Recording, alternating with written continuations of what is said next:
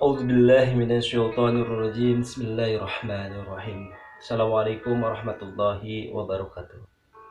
Bismillahi walhamdulillah wa syukrillah wa ni'matillah wa la khawla wa la quwata illa billah.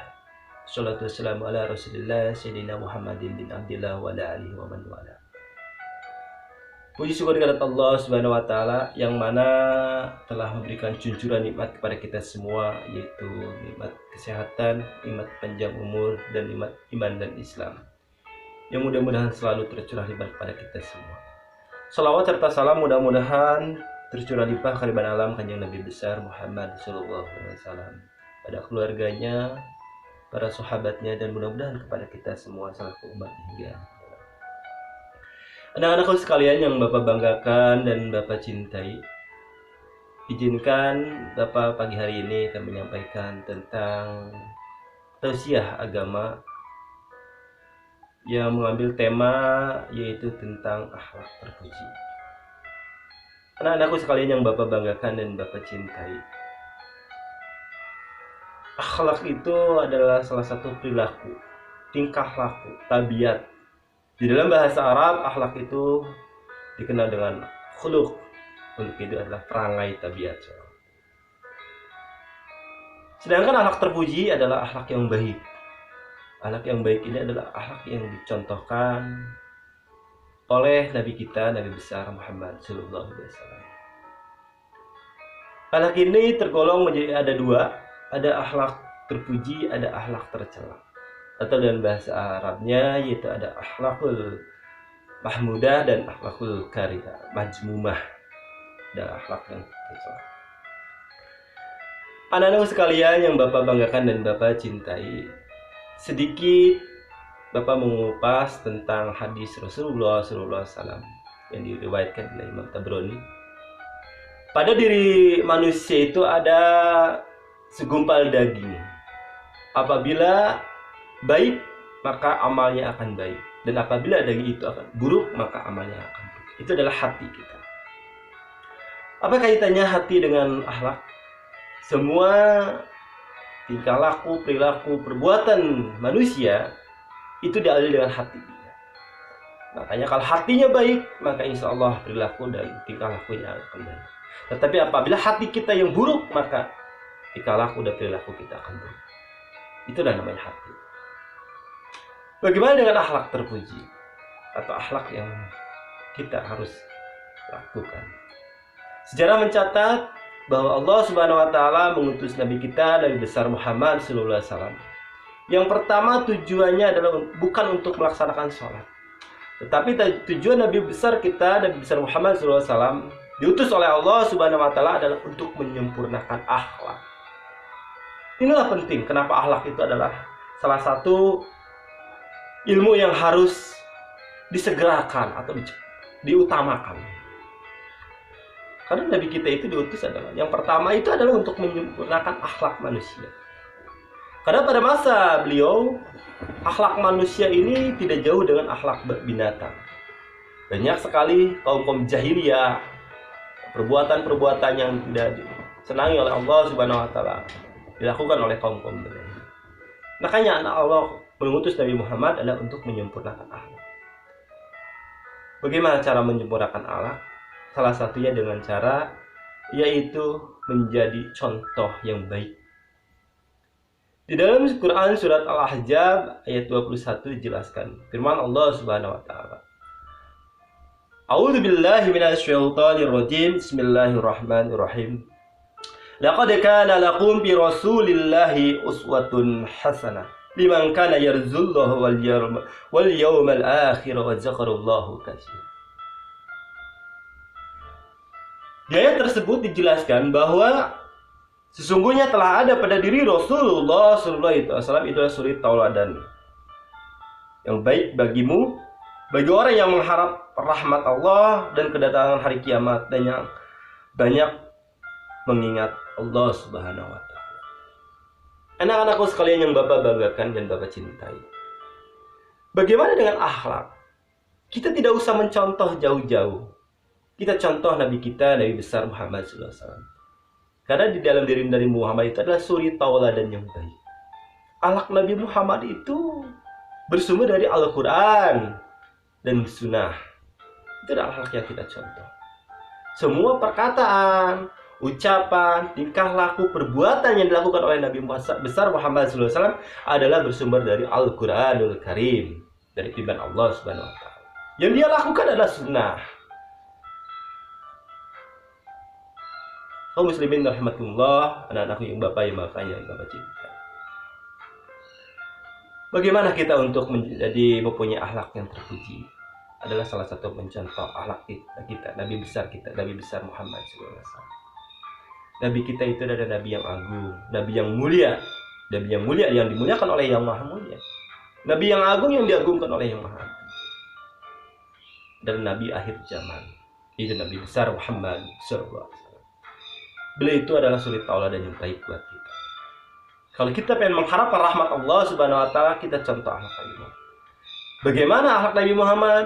Bagaimana ketika dia bangun tidur?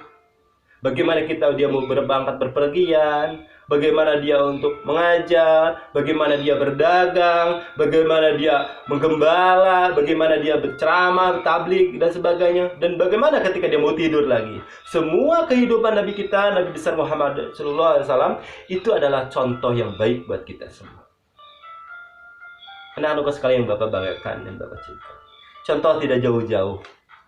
Ketika Nabi besar Muhammad SAW, ketika beliau mau memasuki kamar mandi atau WC, dia yang pertama itu melangkahkan kaki sebelah kiri dengan mengucapkan Allahumma inni a'udzubika minal khubusi wal khaba'is.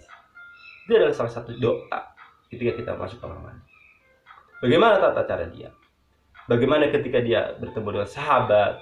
Bagaimana dia menjadi seorang pemimpin? Itu adalah contoh-contoh yang baik buat kita semua. Anak-anak sekalian yang Bapak banggakan dan Bapak cintai, jadi kita tidak usah mencontoh akhlak-akhlak yang lain. Cukup kita mencontoh akhlak Nabi kita, Nabi besar Muhammad SAW. Ada akhlak Nabi Muhammad, adalah akhlak bersumber dari Al-Quranul Karim. Anak-anak sekalian yang Bapak banggakan dan Bapak cintai, apabila kita pengen mencontoh akhlak Nabi Muhammad, maka insya Allah rahmat Allah akan selalu didapatkan oleh kita semua. Bagaimana Nabi Muhammad berbicara dengan lembah lembut kepada temannya atau kepada sahabatnya, kepada istrinya, kepada keluarganya dan sebagainya. Tidak berkata kasar dan sebagainya. Inilah yang kita contoh. Sifat-sifat beliau yang dikenal sampai akhir zaman, sifat yaitu al-amin, dia kejujurnya, ya. Dia dapat dipercaya, ya. Tidak munafik dan sebagainya. Itu adalah akhlak yang baik. Anak-anak sekalian yang Bapak banggakan dan Bapak cintai, mudah-mudahan kalian bisa mencontoh akhlak Nabi besar kita, Nabi besar Muhammad SAW. Ada beberapa contoh yang Bapak simpulkan di tentang akhlak majmumah dan akhlak mahmudah. Di sini yang awal Bapak kasih contoh adalah akhlak mahmudah. Itu akhlak yang baik. Contoh yang pertama adalah berbakti kepada kedua orang tua kita. Mau yang masih ada orang tua kita atau yang sudah tidak ada. Kalau orang tua kita sudah tidak ada, berarti cara berbuat bakti kepada orang tua adalah dengan cara belajar dengan rajin, banyak mendoakan orang tua. Insya Allah, kalau kita menjadi anak yang soleh dan solehah, doa kita insya Allah dijabah oleh Allah Subhanahu Wa Taala, dan doa kita akan masuk ke pahala orang tua kita yang sudah tidak ada.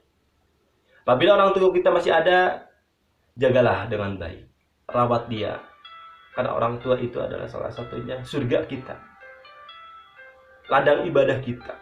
Berbakti kepada orang tua, apapun perintah orang tua kita ikuti, apapun orang tua berbicara kita dengarkan dengan baik, sopan pada orang tua. Itulah contoh-contoh. Yang kedua, contohnya menghormati teman, tetangga, tamu dan sebagainya. Kita saling menghormati satu sama lain kepada teman. Karena sesama muslim itu adalah bersaudara. Jadi walaupun kita tidak kenal, kita hormati. Kalau ada tamu, tetangga, teman-teman kita dan sebagainya, saling menghormati. Yang ketiga adalah memberikan kasih sayang kepada sesama makhluk Allah Subhanahu Wa Taala. Bukan kita memberikan hanya kasih sayang kepada sesama manusia saja. Kepada binatang pun kita harus memberikan kasih sayang. Kepada hewan, kepada tumbuhan, ya kita memberikan kasih sayang. Kepada alam pun kita harus memberikan kasih sayang. Karena apa? Karena semuanya adalah makhluk Allah Subhanahu wa taala. Jadi berkasih sayanglah kepada semua makhluk Allah Subhanahu wa taala dengan sebaiknya. Yang keempat, contoh yang keempat, memberikan sumbangan atau infak, sedekah dan sebagainya. Ketika kita mempunyai harta yang berlebihan untuk orang yang benar-benar membutuhkan. Kalau kita sama muslim harus saling tolong menolong, saling bahu membahu untuk membantu teman kita yang kesusahan. Yang kelima adalah membantu untuk memudahkan urusan orang lain, tidak mempersulit urusan orang lain, apalagi sesama teman, tangga, saudara, kerabat. Kita permudah urusan mereka. Ketika dia meminta pertolongan, kita tolong dengan mampu kita. Itu adalah contoh, 5 contoh yang bisa dicontoh, yaitu tentang akhlak yang baik. Dan ada 5 contoh juga akhlak yang tercela yang wajib kita hindari atau tidak boleh kita contoh. Apa saja 5 contoh itu? Contoh yang pertama adalah selalu berdusta. Ini contoh orang munafik. Berdusta, suka berbohong pada guru, kepada orang tua, kepada teman, atau kepada siapapun dia suka berbicara yang bohong. Itu tidak boleh. Itu dilaknat oleh Allah Subhanahu wa taala. Yang kedua adalah mengumpat kata-kata yang tidak baik, menjelek-jelekan orang lain, menghujat orang lain, itu tidak boleh. Membicarakan orang lain sendiri. Yang ketiga, mengadu domba teman, orang tua, sahabat dan sebagainya. Itu adalah salah satu perbuatan yang tidak baik, yang tidak boleh kita contoh atau tidak boleh kita lakukan. Yang keempat, iri hati atau dengki. Iri hati pada orang yang sukses, iri hati kepada orang anak yang pintar, kepada teman yang pintar, dengki, itu adalah sifat-sifat yang tidak baik. Dan yang kelima adalah congkak. Congkak itu tidak menurut, membangkang, tidak patuh, ya. Ini adalah contoh sifat yang tercela yang tidak boleh kita ikuti. Ingatlah, anak-anakku sekalian yang Bapak banggakan dan Bapak cintai. Jadilah anak yang baik, anak yang punya akhlak yang terpuji, anak yang punya akhlakul karimah. Kita contoh akhlak Nabi kita, Nabi Muhammad SAW. Dari bagaimana cara berbicara kita yang baik. Sekolah menanamkan yaitu 5S, yaitu ketika bertemu dengan guru, ketika bertemu dengan teman, ketika bertemu dengan orang tua dan sebagainya, tanamkan selalu 5S itu. Yang pertama, senyum. Bersenyumlah ketika ketemu orang. Tidak boleh cemberut atau dan sebagainya. Sapa. Yang kedua, sapa, menyapa. Dengan menggunakan kalimat salam atau boleh atau dapat hal dan sebagainya itu. Yang ketiga, salam. Mengucapkan salam ketika bertemu dengan sesama muslim. Karena salam itu adalah salah satunya mendoakan. Assalamualaikum warahmatullahi wabarakatuh. Semoga keramahan, berkahan untuk kalian semua. Itu adalah mendoakan. Dan kita yang mendengarkan yaitu wajib menjawab salam. Yang keempat adalah sopan dan yang kelima adalah santun. Bagaimana cara kita bertingkah laku yang sopan, bagaimana kita berbicara yang santun dan sebagainya. Ini adalah salah satu contoh-contoh yaitu penerapan yaitu di bidang pendidikan yang kita lakukan. Anak-anak sekalian yang Bapak banggakan dan Bapak cintai, mudah-mudahan kalian bisa mengikuti akhlak-akhlak Rasulullah, bisa mencontoh akhlak-akhlak Rasulullah SAW. Insya Allah, kalau kalian mencontoh akhlak Rasulullah, insya Allah rahmat Allah akan sampai kepada kita semua. Anak sekalian yang Bapak banggakan dan Bapak cintai, itu saja pesan dari Bapak.